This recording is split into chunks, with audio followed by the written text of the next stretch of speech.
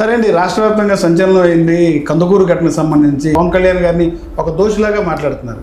మాకే ఇలా అన్యాయం జరుగుతుంటే మేము ఎవరో చెప్పుకోవాలి.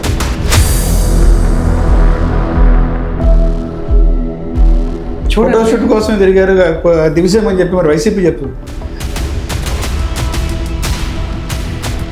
నిజంగా ఆయన పాపులారిటీ లేనోడు కదా పవన్ కళ్యాణ్. పవన్ కళ్యాణ్కి ఎక్కడికి వెళ్ళినా నలుగురు రారండి. రోజైనను లేకపోతే గుడివాడ అమర్నాథ్ చెప్పినట్టు టీడీపీ వర్సెస్ జనసేన, దాని మీద ఎలా స్పందిస్తారు? మళ్ళీ మా అవసరం వస్తుంది. అప్పుడు పవన్ కళ్యాణ్ గారు చెప్పిన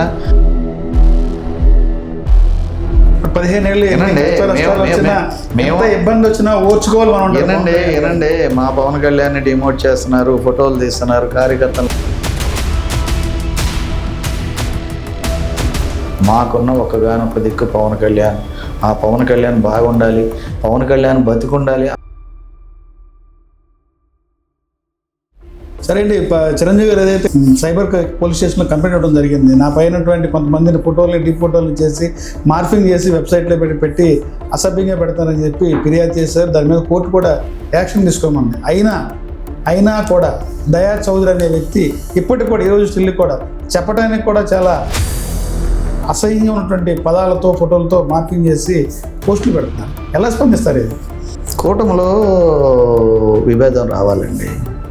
కూటమిని చేర్చకపోతే ఇవాళ రాష్ట్ర ప్రభుత్వం మొత్తం కూడా మెగా ఫ్యామిలీ వెనకాల ఉంది. ఎందుకంటే ఏమంటే ఒక్క మాట చెప్తానేనండి, ఆ మెగా ఫ్యామిలీని అంటే ఏమీ పీకలేరు, ఏమీ కాదు.